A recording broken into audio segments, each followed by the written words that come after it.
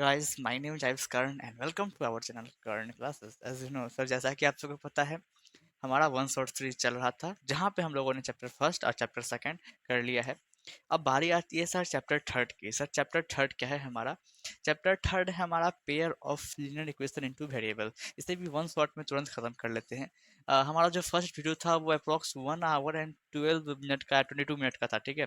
Second video 1 our 12 minute का, और इस बार कोशिश करेंगे कि उससे भी कम में वन शॉट क्लियर हो जाए, ठीक है। तो ठीक है सर, बिना किसी देरी के चैप्टर को स्टार्ट कर लेते हैं। चैप्टर का नाम सर आप देख रहे हैं बड़े बड़े अक्षरों में यहाँ लिखा हुआ है कि pair of linear equations into variable. Chapter को समझाने से पहले मैं इसका नाम समझा दूं, इसका नाम क्लियर हो जाए तो अच्छा रहेगा, ठीक है। आप सबको तो मालूम है सर कि पेयर का मतलब क्या होता है। हाँ सर, पेयर का मतलब जोड़ा होता है। सर जोड़ा का मतलब जैसे कि आप एक जोड़ी चप्पल खरीदते हो, 2 पीस। आप एक जोड़ी जाके मार्केट में पेन खरीद रहे हो, मतलब कि 2 पेन खरीदोगे। एक जोड़ी ड्रेस खरीद रहे हो तो 2 ड्रेस खरीदोगे। या तो पेयर को या तो जोड़ी को, बात बरोबर है, ठीक है सर। हाँ सर ठीक है, जोड़ा समझ में आ गया, पेयर मतलब जोड़ा होता है, ठीक है। सर ये वर्ड है लीनियर। लीनियर का मतलब क्या है? लीनियर का मतलब मैंने चैप्टर सेकंड पॉलिनोमियल्स में बताया था कि लीनियर क्या होता है। बहरहाल यहाँ भी आप ध्यान दे लें, ठीक है। लीनियर का मतलब होता है पॉलिनोमियल का डिग्री।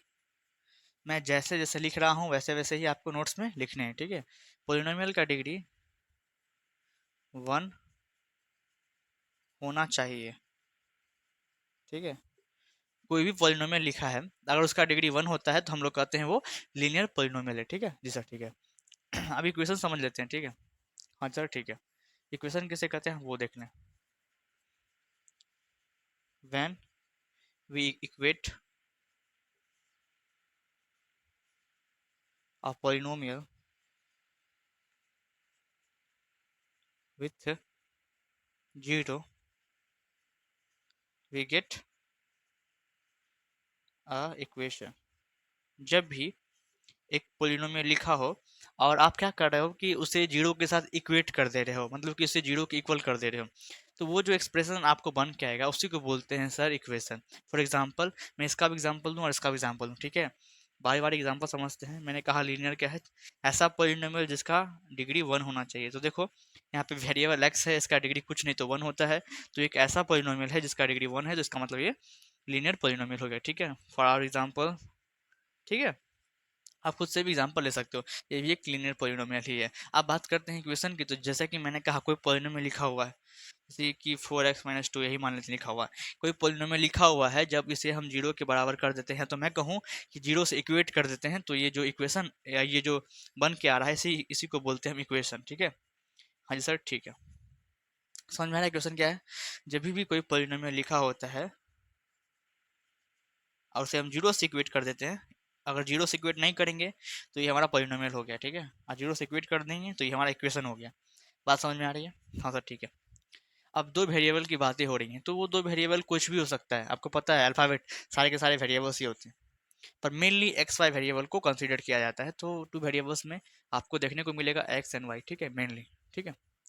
ये रहा, मतलब कि इस चैप्टर का मतलब क्या है वो आपको समझ में आ गया। इस चैप्टर के नाम थे, उनके कुछ मतलब थे, वो समझ में आ गया। अब हम लोग इस चैप्टर के अंदर मूव करते हैं, ठीक है। आप इसे लिखें जस्ट, ठीक है। ये बेसिक चीज था जो कि सारे बच्चे को आना चाहिए, इसलिए मैंने बता दिया, ठीक है। ठीक है सर, आप लोगों ने मतलब समझा कि इस चैप्टर का नाम का मतलब क्या है। अब मैं एग्जाम्पल्स की बात करूं या तो मैं स्टैंडर्ड फॉर्म की बात करूं। पहले तो स्टैंडर्ड फॉर्म की बात कर लेते हैं कि pair of linear equation in two variable का स्टैंडर्ड फॉर्म क्या होता है। किसका स्टैंडर्ड फॉर्म है? तो जो नाम है आपके चैप्टर का उसी का स्टैंडर्ड फॉर्म है, ठीक है। फॉर एग्जाम्पल मैं स्टैंडर्ड फॉर्म लिखूं यहाँ पे,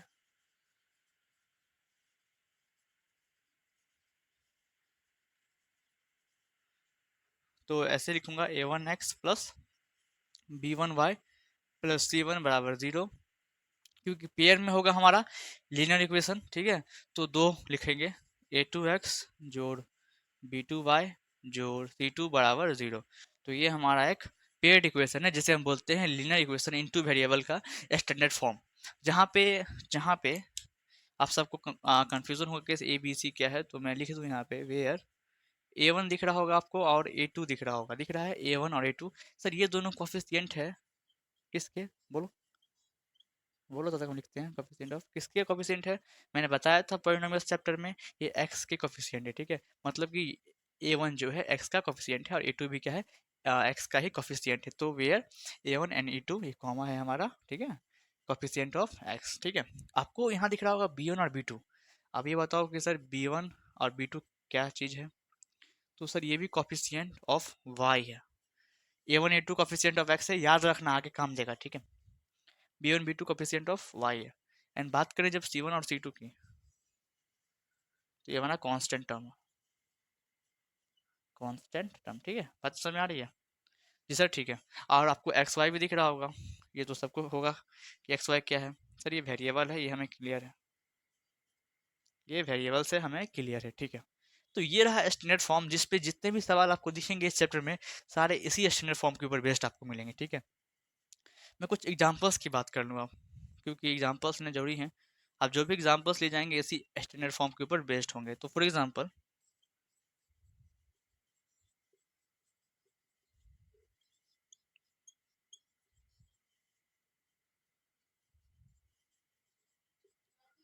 देख रहा है, देखो ये जो एग्जांपल मैंने लिखा है जस्ट अभी भी बनाया है, आप बना के लिख सकते हो। ये जो एग्जांपल है इसी स्टैंडर्ड फॉर्म के ऊपर बेस्ड है, जहाँ पे हमारा 6 और y क्या है सर, सर ये कोफिशिएंट ऑफ x है। कोई पूछेगा यहाँ पे लिख सकते हो 6 जो है और जो ये हमारा 9 है, ये दोनों कोफिशिएंट ऑफ x कहलाएंगे। 2 और 4 क्या है, कोफिशिएंट ऑफ y कहलाएंगे। और ये प्लस का 6 और माइनस का 6 ये कांस्टेंट टर्म्स हैं।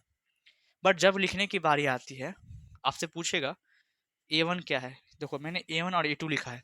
A1 पहले वाले को बोलते हैं, पहले वाले कोफिशिएंट x के कोफिशिएंट को, और A2 सेकंड वाले x के कोफिशिएंट को बोलते हैं। तो अगर आपको A1 A2 लिखना हो यहाँ से तो क्या लिखोगे, A1 लिखोगे x का कोफिशिएंट जो कि 6 है, और A2 लिखोगे दूसरा जो हमारा इक्वेशन होगा उसका x का कोफिशिएंट जो कि 9 है, ठीक है। अब हम B1 और B2 की बात कर लेते हैं। तो B1 आप फर्स्ट इक्वेशन में से उठाओगे और B2 आप सेकंड इक्वेशन में से उठाओगे। तो बात कर लेते हैं B1 B2 क्या था, कोफिशिएंट ऑफ y था, तो देखो तो 2 है और इधर 4 है। फिर बात आती है सर C1 और C2 की। तो C1 C2 क्या है, देखो फर्स्ट इक्वेशन से उठाएंगे 6 और सेकंड से -6। तो ये रहा हमारा A1 A2 B1 B2 और C1 C2। आई थिंक ये समझ में आ रहा है, क्योंकि इसी के ऊपर आगे मैं समझाने वाला हूँ, तो ये आना जरूरी है आपको, ठीक है। और एग्जांपल्स आपको लेने हैं ऐसे ही तो आप ले सकते हैं, ठीक है।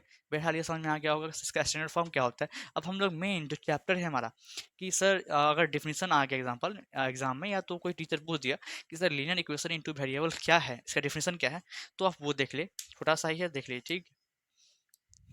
ठीक है सर, आप लोगों ने वो लिख लिया होगा, ठीक है। आप समझते हैं, जैसा कि मैंने कहा था, मैं आपको ये जो हमारा डेफिनेशन है लीनियर इक्वेशन इनटू वेरिएबल, इसका मतलब समझाने वाला हूँ। अगर एग्जाम में आता है, पूछता है, तो ये बता दोगे। और आपको भी समझना जरूरी है क्या है। देख लो मैंने यहाँ से पेयर वर्ड को हटा दिया है। जब भी पेयर वर्ड आता है तो ऐसा वाला आपको 2 दिखेगा, जब पेयर वर्ड हट जाता है तो ऐसा वाला एक ही दिखेगा। समझाने के लिए है, क्या है सर डेफिनेशन। तो an equation in the form of ax plus B Y plus सी बराबर 0, एक ऐसा इक्वेशन जो कि आपको इस फॉर्म का दिखेगा, एक ऐसा इक्वेशन जो कि आपको इस फॉर्म का दिखेगा, ax प्लस बी प्लस सी बराबर 0, where a b c are real number, जहाँ पे आपको ए भी दिख रहा होगा, बी भी दिख रहा होगा और सी भी दिख रहा होगा। ये तीनों के तीनों कैसे रियल नंबर्स हैं। आप ये हमसे मत पूछिए कि रियल नंबर क्या है। इससे पिछले वाले चैप्टर्स में सारा चीज डिस्कशन किया गया है, रियल क्या है, कंपोजिट क्या है, प्राइम क्या है, वगैरह वगैरह। चैप्टर फर्स्ट जाके देखोगे, वीडियो वन शॉट उसका भी बनाया हुआ है, जाके देखो, वहाँ पे सारा चीज समझाया गया है, ठीक है। फिलहाल हम लोग यहाँ ध्यान दे लेते हैं कि ए बी सी कैसा रियल नंबर, ठीक है। और ए बी कभी भी जीरो नहीं हो सकता। ए बी जो दिख रहा है आपको इक्वेशन में, ये कभी भी जीरो नहीं हो सकता। अगर सर ये जीरो हो गया तो क्या होगा, हम बताएंगे जीरो हो गया तो क्या हो जाएगा। इतना समझो अभी कि जीरो नहीं हो सकता, उसी को बोलते हैं लीनियर इक्वेशन टू वेरिएबल, ठीक है। आप कुछ बच्चे ऐसे, अगर सर जीरो हो गया तो क्या होगा ये भी बता ही दो, तो ठीक है। आपको स्टैंडर्ड फॉर्म यहाँ पे लिखा हुआ है कि लीनियर इक्वेशन टू वेरिएबल का, ठीक है।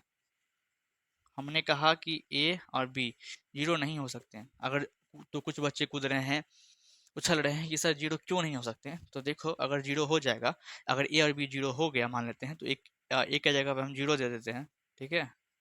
और बी की जगह पे भी हम जीरो दे देते हैं। तब इसको सॉल्व कर लें,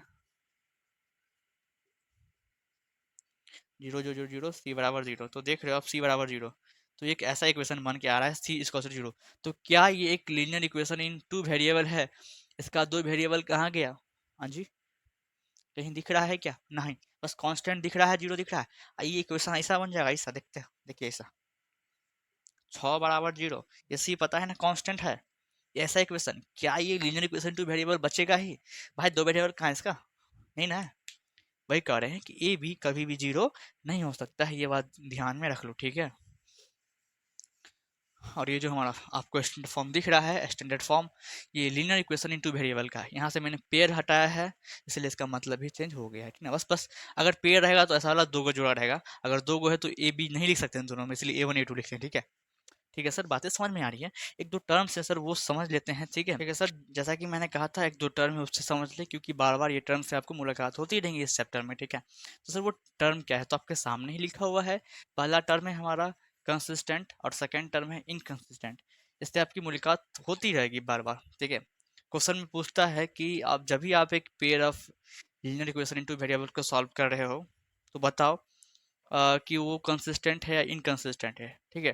तो उस पर सवाल भी आते हैं, आपको आगे जाके मैं बताऊंगा तो सर कैसे सवाल आते हैं। पहले आप इसकी मतलब समझ लें कि सर कंसिस्टेंट किसको बोलते हैं और इनकंसिस्टेंट किसको बोलते हैं मैथ्स में, ठीक है। तो सर इसका डेफिनेशन क्या कर रहा है कि a pair of linear equation in two variable is said to be consistent if it is having at least one solution. यदि एक pair of linear equation in two variable तभी कंसिस्टेंट कहला सकता है यदि उसका कम से कम एक सोल्यूशन तो होना ही चाहिए।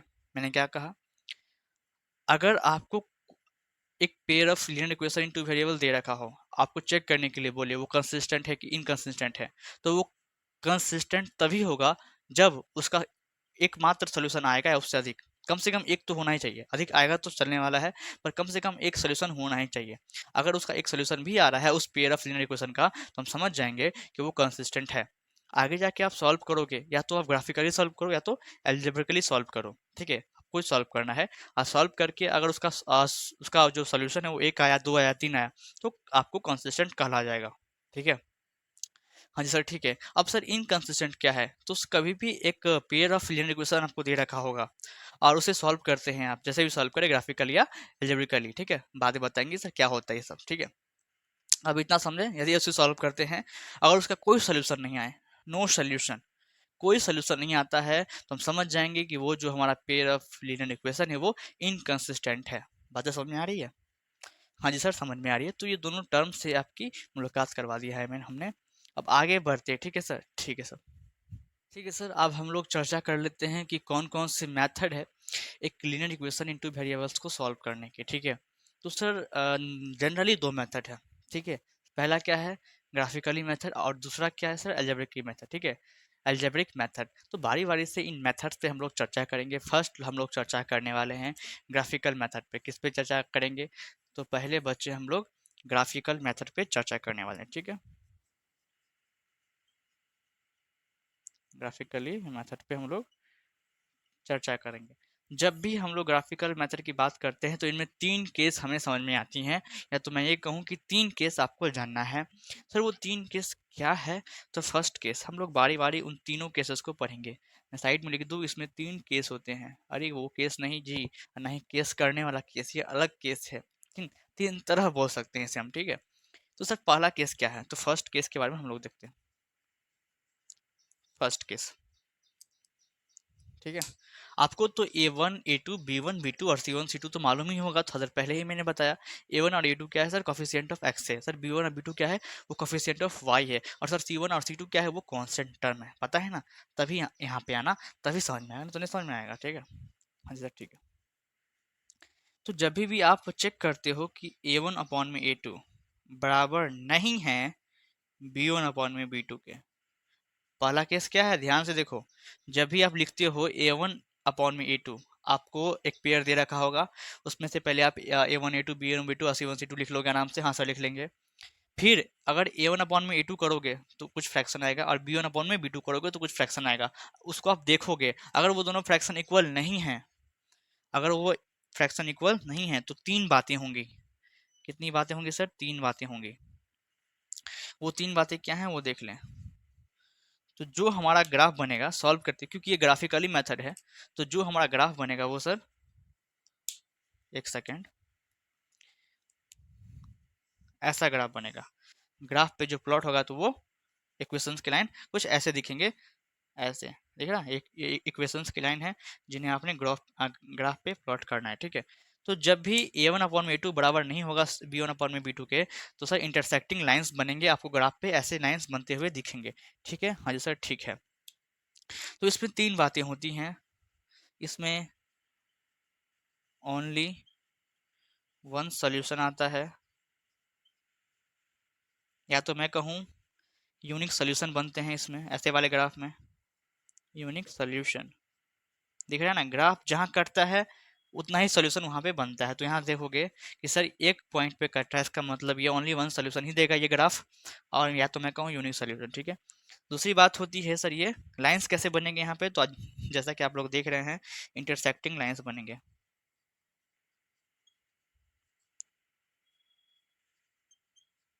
ठीक है। और सर वो तीसरी बात है क्या है, अगर इसका एक सोल्यूशन बन रहा है तो वो जो पेयर ऑफ लीनियर इक्वेशन होगा सर वो क्या होगा, कंसिस्टेंट कि इनकंसिस्टेंट, ये आप ही को बताना है कमेंट में।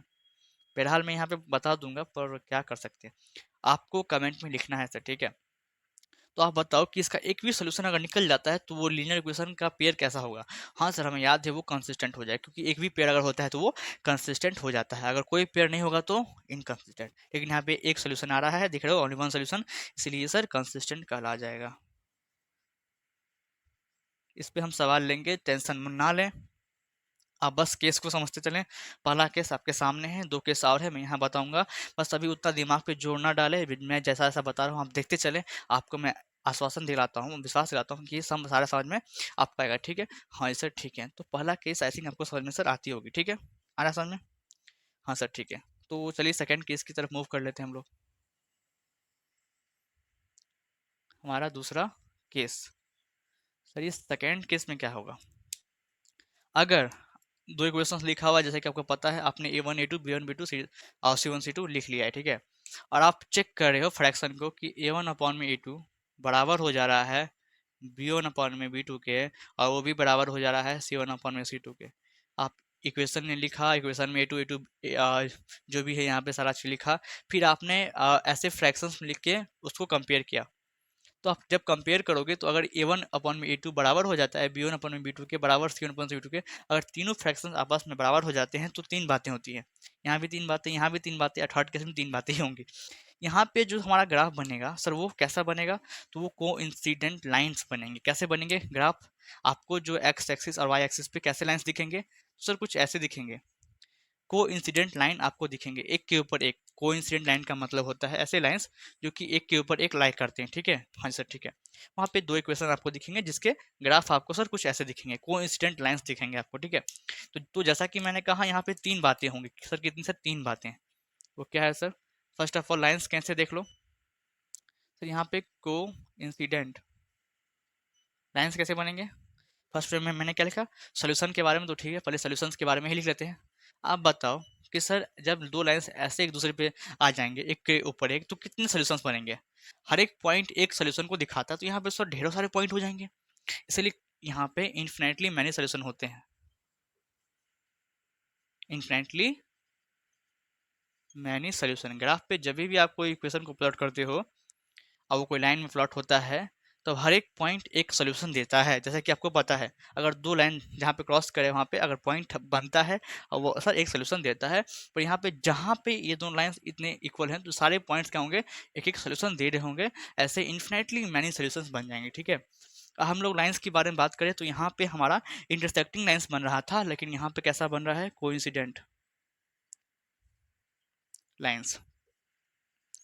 थर्ड हम लोगों ने बात किया था कि सर वो कंसिस्टेंट है कि इनकंसिस्टेंट है, अगर एक भी सोल्यूशन आता है तो वो कंसिस्टेंट हो जाता है। यहाँ पे तो बहुत सारे हैं तो फिक्स से कंसिस्टेंट ही होगा, कंसिस्टेंट। बात तो समझ में आ रही है। सेकेंड केस समझ में आ रहा है, फ्रैक्शन कंपेयर करने पे आपको ये तीन बातें दिखेंगी, अगर ऐसा फ्रैक्शन आ रहा है तो ये तीन बातें होंगी ही होंगी। बात तो समझ में आ रही है।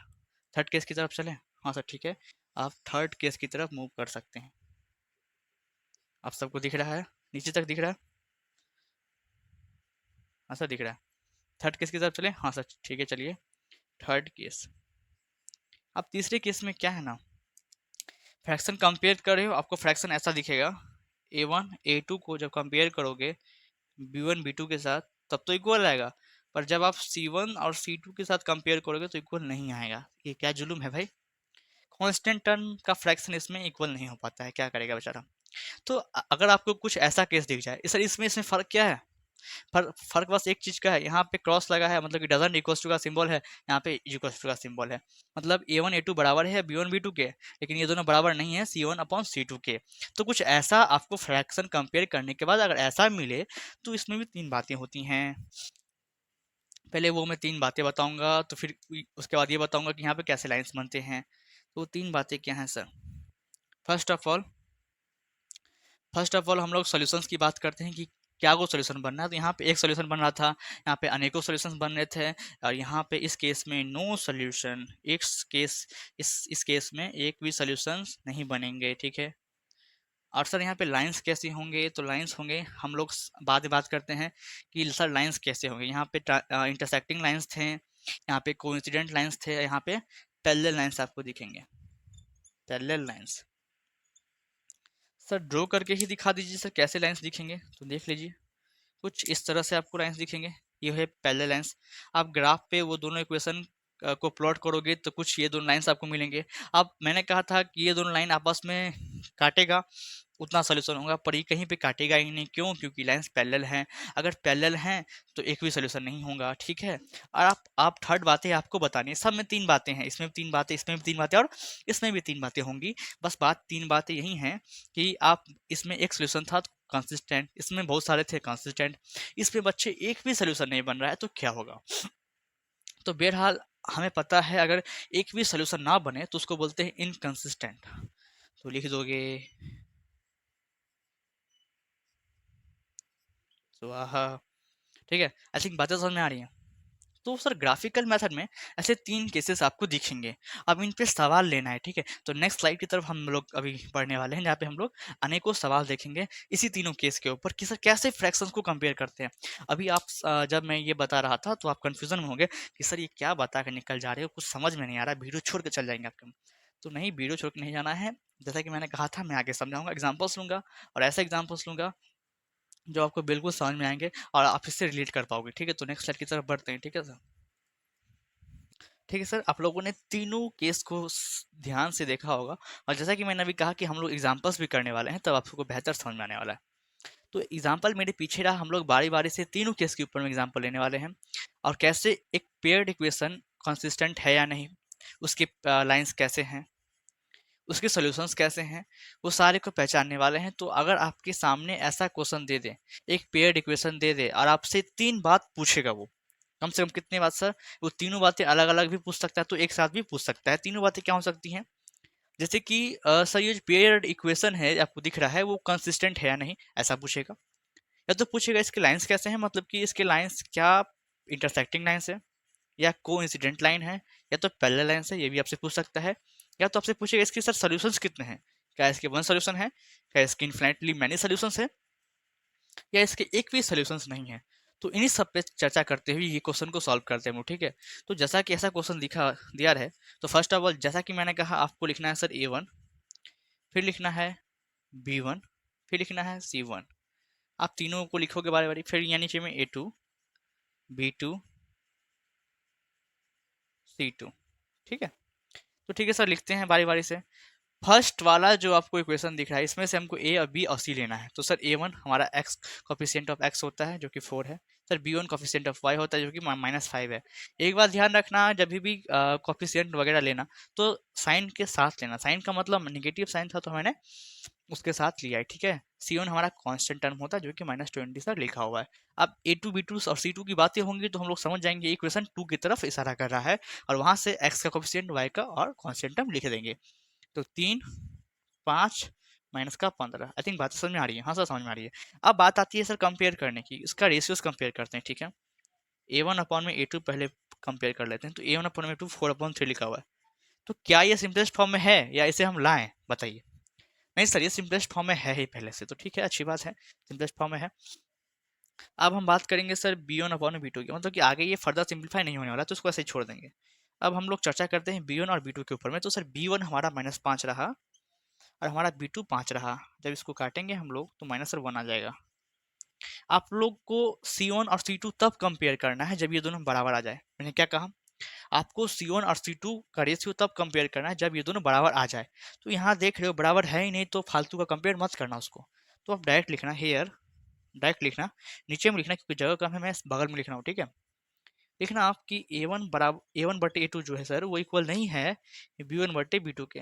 और आपको पता है ऐसा केस कब आता है, ऐसा केस आपने कब पढ़ा सर? ऐसा केस हमने फर्स्ट केस पढ़ा था जहाँ पे A1/A2 B1/B2 के बराबर नहीं होता है। तो इसमें तीन बातें होती मैंने आपको कहा था, और मैंने आपको ये भी कहा है इस पे तीन तीन सवाल भी पूछे जा सकते हैं कि इसके लाइंस कैसे हैं, कंसिस्टेंट है या नहीं, सॉल्यूशंस कितने हैं। तो पता है कि आपको A1 बटे A2 बराबर नहीं है B1 बटे B2 के।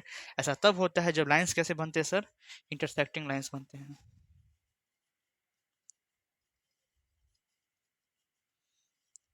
और जब इंटरसेक्टिंग लाइंस हैं तो एक सॉल्यूशंस बनते हैं, यूनिक सॉल्यूशन बोल सकते हो, यूनिक या वन सॉल्यूशन बोल सकते हो। ठीक है सर, हाँ जी सर ठीक है। और थर्ड बात है सर, जब इसका एक सोल्यूशन है तो ये कंसिस्टेंट भी कहलाएगा, ठीक है। हाँ सर ठीक है, कंसिस्टेंट। तो ये तीन बातें होती हैं जब ऐसा कुछ हमारा इक्वेशंस को हम लोग कंपेयर करते हैं। तो ये बातें समझ में आ रही होगी। अब हम लोग सेकेंड केस का के लिए एक एग्जाम्पल ले लेते हैं। और जो भी एग्जाम्पल आपको दिख रहा है इससे पहले बोर्ड एग्जाम पूछ चुका है, ठीक है। ऐसा नहीं कि डायरेक्ट ये सवाल पूछा है, इक्वेशन दिया है, आपको ये देखना पड़ता है कि पहले ये कंसिस्टेंट है या इनकंसिस्टेंट है। अगर कंसिस्टेंट है तो सॉल्यूशंस निकालना पड़ता है ग्राफिकली। ऐसे क्वेश्चंस आते हैं। अब ऐसे क्वेश्चन सर आपने अभी तक नहीं बताया, मैं इस वीडियो में बताऊंगा भी नहीं, क्योंकि ये सारे क्वेश्चन एनसीईआरटी के या तो आर्य सवाल के होते हैं, जो कि इसका वीडियो जो है पहले बन चुका है, ठीक है ना। ये वन शॉट वीडियो है, इसमें इंट्रोडक्शन ही बस बताया जाएगा, और सर उस फॉर्मूला को लेके कैसे सवाल बनाए जा सकते हैं वो ये बताया जाएगा, ठीक है। तो आशा करते हैं ये आपको बातें समझ में आ रही होंगी, ठीक है सर। ठीक है, अगर आपको वो क्वेश्चंस देखने हैं तो आप मेरे चैनल पे जाओगे, प्ले लिस्ट खोलोगे, थर्ड चैप्टर हमारा थर्ड चल रहा है, वहाँ जाओगे, क्वेश्चंस देखोगे। जब डिस्कवर करोगे आप तो आपको समझ में आया कि हाँ सर ऐसे क्वेश्चंस बहुत सारे हैं, और आपसे बनेंगे भी वो, ठीक है। बट ये वन शॉट देखने के बाद जाओगे आप वहाँ पे, ठीक है। तो चलते हैं नेक्स्ट स्लाइड की तरफ, ओके। ठीक है सर, अब हम लोग सेकंड केस की तरफ चर्चा कर लेते हैं। एक क्वेश्चन है मेरे पीछे, इसके भी जो हमारे कोफिशिएंट्स के रेशियो हैं वो उनको कंपेयर करेंगे, और देखेंगे सर वो तीनों बात क्या निकल के आती हैं जो आपने सीखा इससे पहले, ठीक है। तो फर्स्ट ऑफ ऑल जैसा कि आप सबको पता है हम लोग कंपेयर करते हैं, A1 लिखते हैं, A2, फिर B1 लिखते हैं, फिर B2 लिखते हैं, फिर C1 लिखते हैं, C2 लिखते हैं, ओके। ठीक है, तो बार बार लिखेंगे। A1, B1 और C1 इक्वेशन फर्स्ट से लिखा जाता है। A1 क्या है?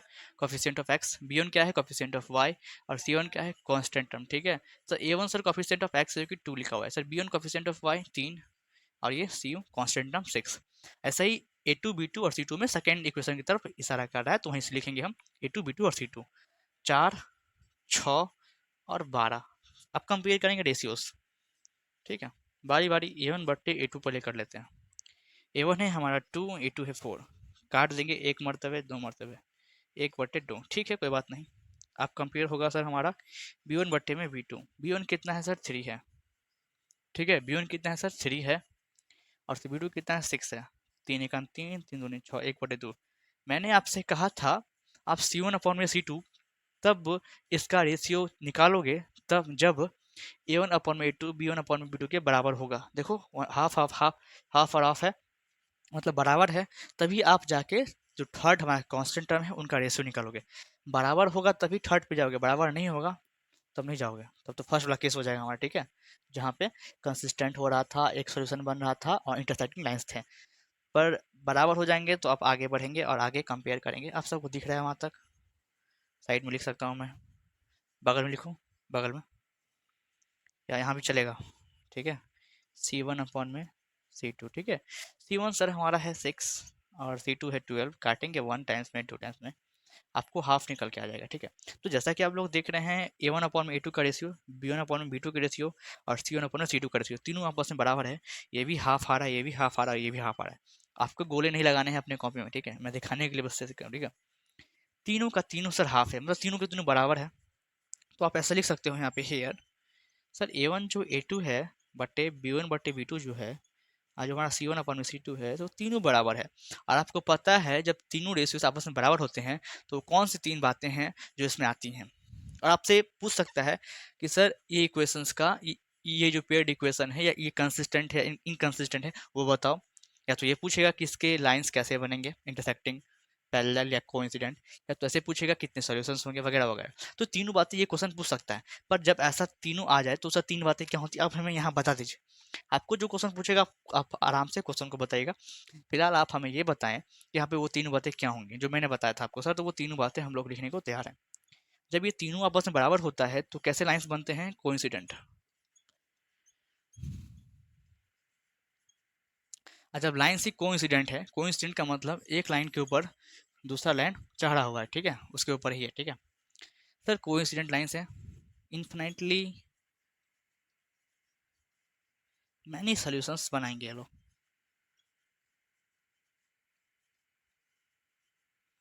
और जब इन्फिनाइटली मैनी सॉल्यूशंस है तो सर ये कंसिस्टेंट तो होगा ही, क्योंकि कंसिस्टेंट के लिए एक भी सॉल्यूशंस काफ़ी होता है, अब तो ढेरों सारे हैं सर।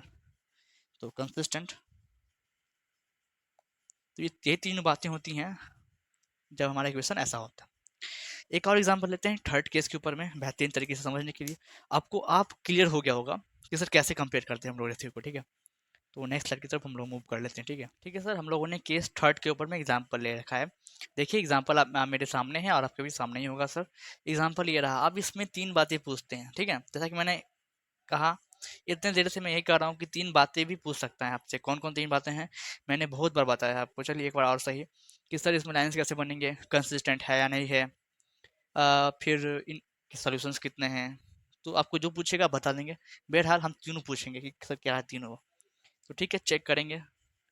A1 लिखिए sir, A2, A2, B1, B2, C1, C2, ठीक है। आपको सारा लिखना होगा, ठीक है। ओके। A1, B1, C1 की जब भी बातें आती है तो हम लोग फर्स्ट इक्वेशन की तरफ देखते हैं और x का कोफिशिएंट, y का कोफिशिएंट और कांस्टेंट हम लिख डालते हैं।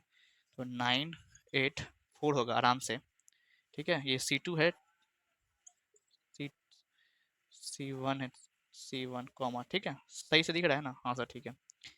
A2, B2, C2 की बात आती है तो हम लोग सेकंड इक्वेशन की तरफ देखते हैं। तो 18 हो गया, 16 हो गया और 12 हो गया।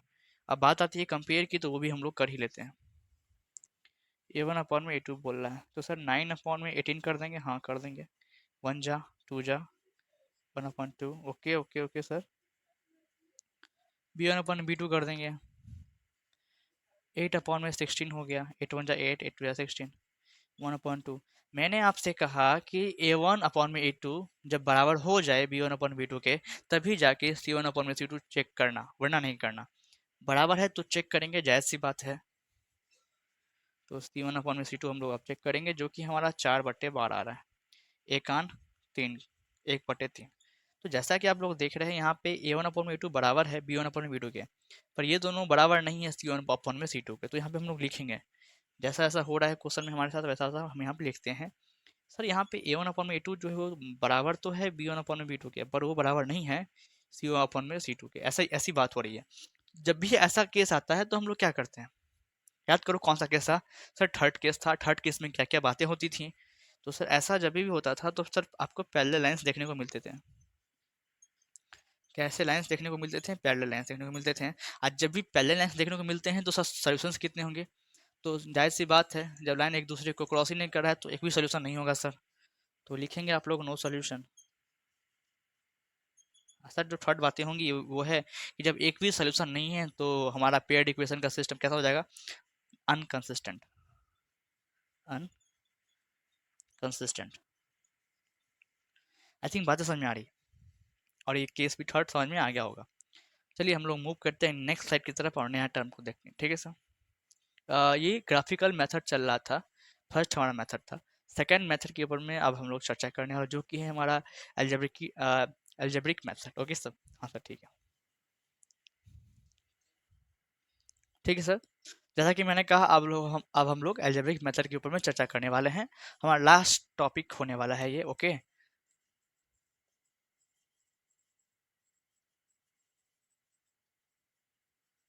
एल्जेब्रिक मेथड के ऊपर हम लोग चर्चा करने वाले हैं। क्वेश्चंस में आपको दिया रहेगा ये जो पेयर्ड इक्वेशन है, इसे फलाना मेथड से सॉल्व करो, चिलाना मेथड से सॉल्व करो। नाम क्या है मैं बता रहा हूँ। जब भी हम लोग एल्जेब्रिक मेथड की बातें करते हैं तो इसमें हमको दो मेथड देखने को मिलता है। पहला, बहरहाल इसमें तीन मेथड हुआ करते थे सर। एक क्रॉस मल्टीप्लिकेशन मेथड भी हुआ करता था, जो कि इस तरह हटा दिया गया। तो अब दो ही रह गए, पहले तीन था अब दो रह गया है, आपके सिलेबस में दो रह गया है सर। पहला क्या है? Substitution method. क्या है सर? Substitution method. ठीक है, हाँ सर ठीक है सर। सेकेंड है हमारा sir elimination method. Elimination method, ठीक है।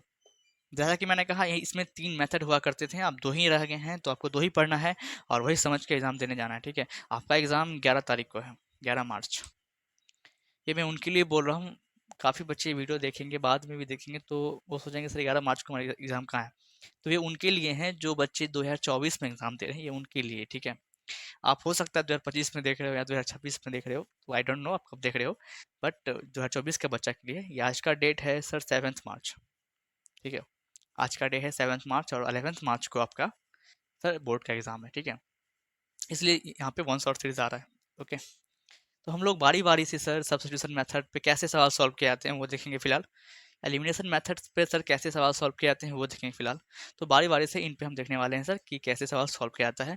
और ये सवाल जो मैं आपको बताने वाला हूँ इससे पहले बोर्ड एग्जाम में आ चुका है, ठीक है। तो करेंगे इसे अभी नेक्स्ट जस्ट। सर ये रहा सवाल हमारा मेथड फर्स्ट, सब्स्टिट्यूशन मेथड के ऊपर में। आपको एग्जाम में ऐसे पेयर्ड इक्वेशन आपको दिखेंगे और आपसे पूछेगा कि इसे सॉल्व करो बाय द सब्स्टिट्यूशन मेथड, तो आप इसे सॉल्व कर दोगे आराम से। कितना बार ये भी होता है कि डायरेक्ट आपको इक्वेशन दे रखा होगा और ऊपर में लिखा होता है solve for x and y, या तो solve the value of x and y. तब वो आपके ऊपर डिपेंड करेगा कि आप किस मेथड से सॉल्व कर रहे हो, सब्स्टिट्यूशन से या ये सॉरी एलिमिनेशन मेथड से, तो वो आपके ऊपर डिपेंड करता है। लेकिन जब क्वेश्चन में दे रखा होता है कि सर हमें फलाना मेथड से ही सॉल्व करना है, तब जो मेथड का नाम दिया रहेगा उसी से आपको सॉल्व करना पड़ेगा। बहरहाल यहाँ पे हम लोग सब्स्टिट्यूशन मेथड का यूज करने वाले हैं। सब्स्टिट्यूशन मेथड नाम से ही क्लियर है, सब्स्टिट्यूशन मतलब वैल्यू को सब्स्टिट्यूट करना है, ठीक है। वैल्यू को पुट करना है, कैसे करना है मैं यहाँ बता रहा हूँ, ठीक है। फर्स्ट ऑफ ऑल आपको क्वेश्चन दे रखा होगा, ये दोनों इक्वेशन अपने सोल्यूशन पैड में लिख लेना। इक्वेशन फर्स्ट को इक्वेशन फर्स्ट मानना, इक्वेशन सेकंड को इक्वेशन सेकंड लेट कर लेना वहीं पे ही, ठीक है। हमारा सोल्यूशन चालू होता है यहाँ से। इक्वेशन फर्स्ट को यहाँ लिखना प्रेम पूर्वक। लिखा? हाँ सर ठीक है, लिखा हमने। अब क्या करेंगे, हम लोग x का वैल्यू निकालेंगे इन टर्म्स ऑफ y। मैंने क्या कहा, अब हम लोग x का वैल्यू निकालेंगे in terms of y। Okay sir ठीक है। तो 4/x का 4/x लिखाएगा बराबर 8 का 8 लिखाएगा। सर प्लस का 3y है, उस साइड जाएगा तो माइनस का 3y हो जाएगा। पता है आपको, जब साइड चेंज करता है तो उसका साइन भी चेंज हो जाता है, ठीक है। अब यहाँ से देखें आगे, 4/x है। क्या हम 4/x को 4 × 1/x लिख सकते हैं क्या? हाँ जी सर, क्यों नहीं, जरूर लिख सकते हैं। और 8 - 3y है, उसको जो कहते हैं वो छोड़ देने का है। 1/x यहाँ खुद ऐसा ही रहेगा जैसे कि है, RHS में जो है वो भी ऐसा ही रहेगा, बस 4 गुना में था, यहाँ आने के बाद डिवाइड में आ गया। इसको इक्वेशन थर्ड मान लोगे। क्यों सर थर्ड क्यों? क्योंकि पहला दूसरा तो मान चुके हो। हाँ सर ठीक है। अब हमको 1/x का वैल्यू पुट करने का है इक्वेशन सेकंड में, तो लिखेंगे हम लोग, नाम से ही मालूम है सब्स्टिट्यूट करना है, वैल्यू पुट करना है, तो ठीक है। एक लाइन लिखोगे, putting the value of 1/x in equation, कौन सा इक्वेशन था जी? सेकंड था। अब इक्वेशन सेकंड में हमको क्या करना है, 1/x का वैल्यू पुट करना है, ठीक है। सेकंड इक्वेशन को लिखेंगे आराम से, 6/x माइनस का 4y बराबर का -5। कोई दिक्कत ना जी सर? कोई दिक्कत नहीं, कहाँ तक दिख रहा है आप सबको? हाँ, एक स्टेप लिखा जा सकता है, हाँ सर लिखा जा सकता है। अब 6/x को 6/x ही लिखेंगे, बराबर का बराबर देंगे, -5 पहले से लिखा हुआ है, कोई बात नहीं। माइनस का 4y है, जब अपना साइड चेंज करता है तो वो प्लस का 4y हो जाएगा। बात समझ में आ रही है? हाँ सर ठीक है। अब वही बातें हो गई हमारी। 6/x को क्या लिख सकते हैं, 1/x गुने 6 लिख सकते हैं, हाँ सर लिख सकते हैं, कोई दिक्कत वाली बात नहीं है। Okay okay okay. -5 लिख देंगे, प्लस का 4y लिख देंगे। सर यहाँ पे 6 गुना में था, देख रहे हो? अच्छा वो नेक्स्ट स्टेप होगा ना, इसको हम लोग ऐसा लिख सकते हैं, जैसा था वैसा हमने लिख दिया। नेक्स्ट स्टेप में 1/x लिखाएगा बराबर का बराबर -5 जोड़ 4y गुना है 6 है गुना 6 है, साइड चेंज करेगा तो डिवाइड का 6 हो जाएगा। यहाँ तक पहुँचे आप लोग? ध्यान देखो, फर्स्ट इक्वेशन को उठाना, x का वैल्यू निकालना इन टर्म्स ऑफ y, उसको पुट कर देना सेकंड इक्वेशन में, वहाँ से आपको सर y की वैल्यू निकल जाएगी। ठीक है, वहाँ से आपको सर y की वैल्यू निकल जाएगी। सर क्या कहाँ निकल रहा है? अभी निकलेगा, पूरा सॉल्व कहाँ हुआ है। अब यहाँ से देखेंगे आप लोग, सर आप कहाँ कहाँ बता रहे हो, दिमाग से ऊपर जा रहा है। पहले तो यहाँ से स्टार्ट हो रहा है, फिर ऐसे जा रहा है, फिर ऐसे जा रहा है, फिर यहाँ पे आ गया। ठीक है सर, हाँ। अब 1/x की वैल्यू हम लोग पुट करने वाले हैं, तो सर 1/x का वैल्यू क्या है आपके सामने दिख रहा है। ठीक है, इसके बदले में हम ये छाप दें तो कोई दिक्कत ना, सर कोई दिक्कत नहीं, छापने में वैसे भी हम लोग माहिर हैं। Okay, we have to put the value of 1/x, that is here. Okay, 8 minus 3/4. Okay, then we have -5 plus 4y upon में 6, ऐसा आ गया। हाँ सर ठीक है। अब यहाँ से हम लोग को y की वैल्यू मिलने वाला है। ओके, तो डेट्स वाई हम लोग यहाँ पे सॉल्व करने वाले हैं। क्रॉस मल्टीप्लाई करेंगे आप लोग, तो 8 6 ये क्रॉस मल्टीप्लाई होगा, मालूम है ना, ये इसे गुना होगा, फिर ये इसे गुना होगा, तो 8/6 8 6 48 प्लस माइनस माइनस 6 3 18 वाई का वाई। ओके, बराबर का बराबर आएगा, 4 इससे गुना होगा, फिर इससे भी गुना होगा, तो 5 चौके 20 आ जाएगा, क्योंकि माइनस तो माइनस भी लगेगा, प्लस फिर सर 4 गुना 4 16, वाई तो है ही है। ये स्टेप समझ में आया? इतना भी छोटे या भोले मत बनो कि स्टेप समझ में ना आए। 6 को मैंने इस दोनों से गुना करके इतना लिखा, और 4 को मैंने इस दोनों से गुना करके इतना लिखा, कोई दिक्कत ना? जी सर कोई दिक्कत नहीं, आगे बढ़ सकते हैं। -18y को जो कहते हैं छोड़ देंगे, प्लस का 16y इस आएगा, तो माइनस का 16y हो जाएगा, जो कहते हो -20 लिखा जाएगा। अब प्लस का 48 है, इस आ जाएगा, तो माइनस का 48 बन जाएगा, जो कहते हो। सर क्या है जो कहते हो? ये जोक है, जोक। अब सेम साइन है, तुम लोग ऐड कर देने वाले हैं। ठीक है, ठीक है सर। 8 6 14 का 4 कैरी 1 34 -34y, ये नीचे का थोड़ा मिटाना रब करना पड़ेगा क्या? ठीक है, बराबर -4 2 6 8 68। ठीक है, हाँ सर ठीक है। अब देख रहे हो दोनों साइड y है, तो यहाँ भी कैंसिल होगा और यहाँ भी कैंसिल होगा। ठीक है, हाँ सर ठीक है। अब y बराबर 68 का 68 लिखोगे, यहाँ पे सर 34 मल्टीप्लाई में है, उस जाएगा सर डिवाइड में हो जाएगा, काट दोगे 2। ठीक है, तो यहाँ से सर y की वैल्यू निकल के आ गई 2। अब y का वैल्यू हम लोग किसी भी इक्वेशन पुट कर सकते हैं, वहाँ से x का वैल्यू निकाल सकते हैं। तो बहरहाल हम लोग इक्वेशन फर्स्ट में ही पुट कर देंगे, या तो इसमें ही पुट कर सकते हैं। जहाँ पुट करो x का वैल्यू खुद पे खुद निकल जाएगा। तो ओके, हम लोग इक्वेशन फर्स्ट में ही पुट कर देंगे। इतना समझ में आ रहा है? मैं अब रब करने वाला हूँ। इक्वेशन फर्स्ट में ही पुट कर देंगे, वहाँ से वैल्यू हम लोग निकाल लेंगे। y का वैल्यू निकल चुका है। ओके, हाँ सर ठीक है। इक्वेशन अब एक लाइन लिखना पड़ेगा पहले, putting the value of y in equation. आपके ऊपर डिपेंड है आप किस इक्वेशन में पुट कर रहे हो, तो हमको सिर्फ इक्वेशन फर्स्ट में पुट करना है। आपको जिसमें करना है कर सकते हो। इक्वेशन फर्स्ट क्या लिखा हुआ है? 4/x प्लस का 3y बराबर 8। कोई दिक्कत ना? जी सर।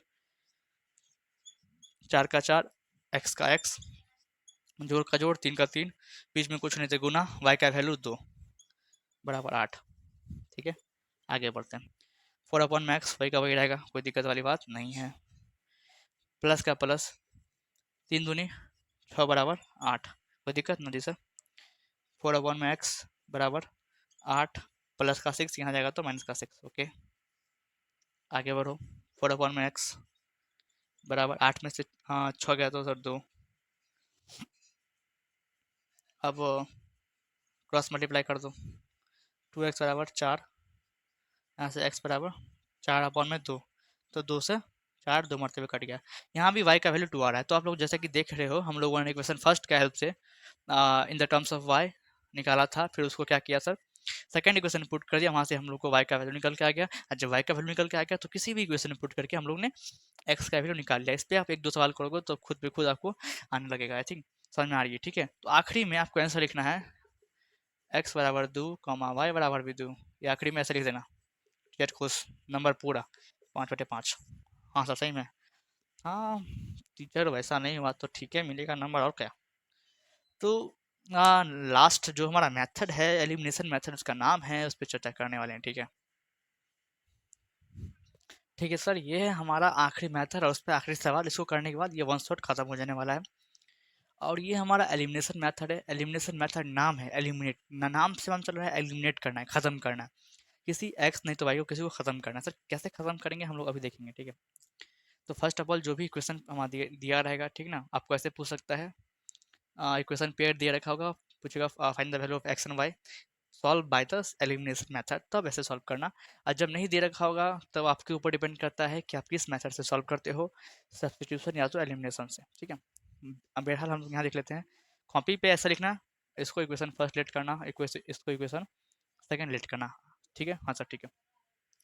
इक्वेशन इक्वेशन सेकंड को लेट करने से पहले, इक्वेशन फर्स्ट को लेट करने से पहले आप देख लेना कि ये स्टैंडर्ड फॉर्म में है कि नहीं। आपको पता है कि एक लीनियर पेयर इक्वेशन ऑफ, या तो pair of linear equation in two variable का स्टैंडर्ड फॉर्म कैसा होता है बताया गया है, बैक करी वीडियो देख सकते हैं, आपको पता भी होगा, X plus B Y plus सी बराबर जीरो। तो वैसा ही है क्या, एक्स वाई फिर कॉन्स्टेंट टर्म है क्या, नहीं सर, फर्स्ट तो सही है पर सेकंड में उल्टा फ्लट लिखा हुआ, तो ठीक है इसको ठीक कर लेंगे, अभी इसको लेट नहीं करेंगे। तो प्लस का सर यहाँ पे 9y है, इस रहेगा तो माइनस का 9y हो जाएगा, प्लस का 2y तो लिखा ही हुआ है बराबर, प्लस का साइड वहाँ जाएगा तो माइनस का 7। आप इक्वेशन हम सेकंड इसको लेट कर सकते हैं, क्योंकि आप ये x है ना जी, y लिखा गया सॉरी, अब x y और कॉन्स्टेंट टर्म आप लिखाया, तो अब ये सर हमारा स्टैंडर्ड फॉर्म में आ चुका है, आप सॉल्व कर देंगे, ठीक है। तो आराम से हम लोग फर्स्ट स्टेप की तरफ मूव कर लेते हैं। तो फर्स्ट स्टेप होगा आपका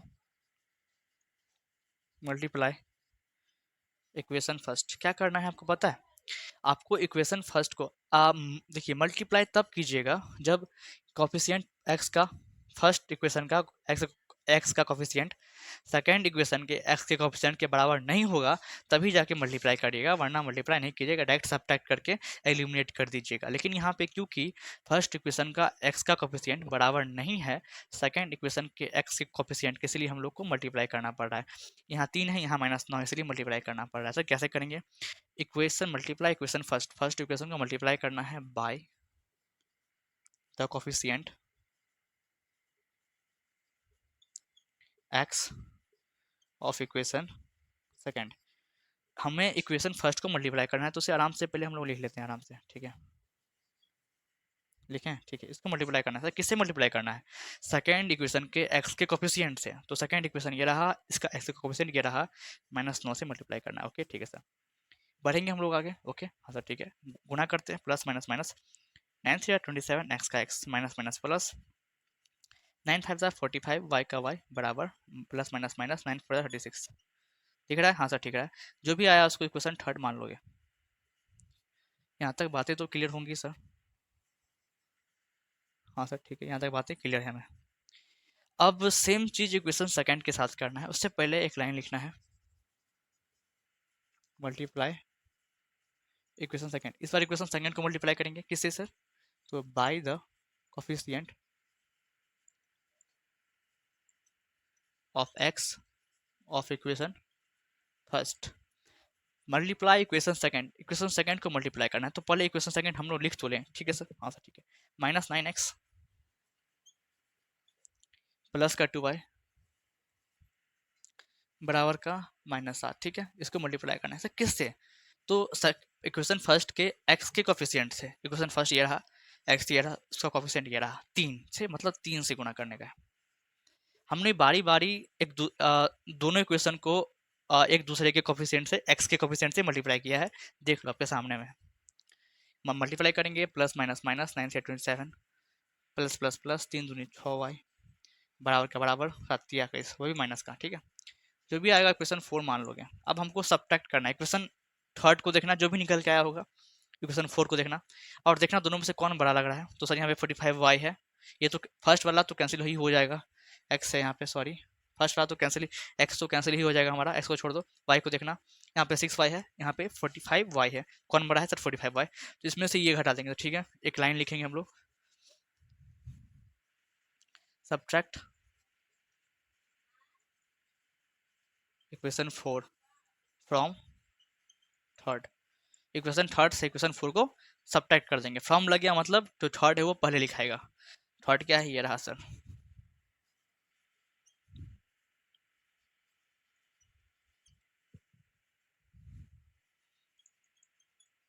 ये सब्ट्रैक्ट हुआ किससे सर?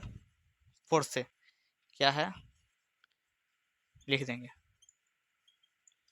और जब भी एक इक्वेशन दूसरे इक्वेशन से सब्ट्रैक्ट होता है, माइनस का साइन देते हो, तो नीचे वाला का सबका साइन पलट जाता है। मैंने क्या कहा? जब भी एक इक्वेशन से दूसरे इक्वेशन को सब्ट्रैक्ट करते हो तो नीचे वाले का साइन पलट जाता है। कहने का मतलब अगर ये माइनस है तो प्लस हो जाएगा, अगर ये प्लस है तो माइनस हो जाएगा, अगर ये माइनस है तो प्लस हो जाएगा, और इसी के यही फॉलो करेगा ये, ठीक है। ऊपर वाला फॉलो नहीं करेगा। तो ये -27x प्लस का 27x कैंसिल हो जाएगा, प्लस का 45y माइनस का 6y जब घटेगा तो 39y आ जाएगा, वो भी प्लस का, क्योंकि ये बड़ा है, बराबर दोगे। एक प्लस में एक माइनस में अपोजिट साइन तो माइनस होगा, ठीक है सर। 6 1 से 1 गया तो 5 बचा, इधर 115 बचा, ओके। सर साइन किसका रहेगा? जो बड़ा है तो मतलब माइनस का साइन है, ओके। यहाँ से y की वैल्यू सर -15 अपॉन में 39। ऐसा करते हैं नीचे तक दिख रहा होगा, ऐसा दिख रहा है। अभी ये सिंपलेस्ट फॉर्म में है क्या? ये 5 लिखा हुआ है, सॉरी फॉर इनकन्वीनियंस। ये -5 -15 है, 39 है, कैंसिल आउट करेंगे। आप किसे करें? 3 से कर लेते हैं, तो 3 5 ज़ा, और सर 3 3 3 3 ज़ा 9, तो मतलब -5/30 निकल के आ रहा है हमारा सब y का वैल्यू। एलिमिनेट किया हमने। अगर ये हमारा दोनों x, फर्स्ट इक्वेशन का x और सेकंड इक्वेशन x, दोनों अगर सेम रहता, दोनों का कोफिशिएंट, तब तो मल्टीप्लाई वगैरह नहीं करते, डायरेक्ट माइनस करते, y का वैल्यू निकाल देते हैं। क्योंकि बराबर नहीं था, इसलिए हमारा 2 स्टेप बढ़ गया, मल्टीप्लाई करना पड़ा। इसको इसके x के कोफिशिएंट के साथ, और इसको इसके x के कोफिशिएंट के साथ। आप लोग के सामने आप देख सकते हो। अब हम लोग क्या करने वाले सर? अब हम लोग नेक्स्ट मूव करेंगे, क्योंकि हमारा y का वैल्यू निकल चुका है, हम लोग किसी भी इक्वेशन में पुट कर देने वाले हैं, और वहां से क्या करेंगे? x का वैल्यू भी आराम से निकाल लेंगे। वही तो निकालना है, x और y का वैल्यू। किसे? अरे सर इसको क्यों मिटा रहे हो? ये तो हमारा इक्वेशन था, सॉरी। क्या था जी आपका इक्वेशन? ठीक है, कोई दिक्कत ना जी सर? कोई दिक्कत नहीं, 9 है हमारा, ठीक है ना जी? हाँ सर ठीक है, थोड़ा थोड़ा रब हो गया, ओके कोई बात नहीं, इतना में आई थिंक हो जाएगा, ओके ठीक है। अब हम लोग यहाँ से देखेंगे, अब y की वैल्यू को हम लोग पुट कर देने वाले किसी भी इक्वेशन में, और वहाँ से x का वैल्यू निकाल लेंगे। तो एक लाइन लिखना पड़ता है, अच्छा सा line, putting the value of y। बताओ किस में पुट करोगे इन इक्वेशन? सर फर्स्ट में ही पुट कर देते हैं, इजी होगा, ओके ठीक है ठीक है ठीक है। तो 3x ठीक है सर, माइनस का 5y ठीक है सर, बराबर का 4, वो भी ठीक है, अच्छी बात है। 3 का 3, 3 का 3, x का x, माइनस का -5, कुछ होने बीच में गुना, y का वैल्यू वहाँ लिखा हुआ है सर -5/13 है क्या? हाँ सर 13 है, बराबर का 4, ठीक है। इसको भी लगता है रब करना पड़ेगा, समय इसका भी खराब चल रहा है मेरा ही तरह। ऐसा है क्या सर? सही में फिलहाल तो वैसा ही है बच्चे, पर आपके एक लाइक एक कमेंट से मूड ठीक हो सकता है। किसका? अरे मेरा, और किसका? हमने क्या किया? वाई का वैल्यू निकाला, इतना मशक्कत करने के बाद अब पुट कर दे रहे हैं आंसर निकालने के लिए, और क्या। देखिए यहाँ पे क्या लिखा हुआ है, आगे बढ़ सकते हैं? हाँ सर जरूर, क्यों नहीं बढ़ सकते हैं। लिखा हुआ है 3x, तो आराम से लिख देंगे, माइनस माइनस प्लस हो जाएगा सर। हाँ सर ठीक है, 5 5 25, ओके। अपॉन दीजिएगा, तेरह नीचे में है फ्रैक्शन में, तो यहाँ भी फ्रैक्शन में रहेगा, कहीं उड़ नहीं जाएगा। 4 दिख रहा है? हाँ सर दिख रहा है, कोई बात नहीं, वैसे ही रहेगा, ठीक है। 3x का 3x ही लिखोगे, बराबर का 4 ही लिखोगे सर। प्लस का ये पूरा टर्म है, इस आ जाएगा, तो माइनस का पूरा टर्म हो जाएगा, कोई दिक्कत ना? जी सर कोई दिक्कत नहीं, 3x बराबर।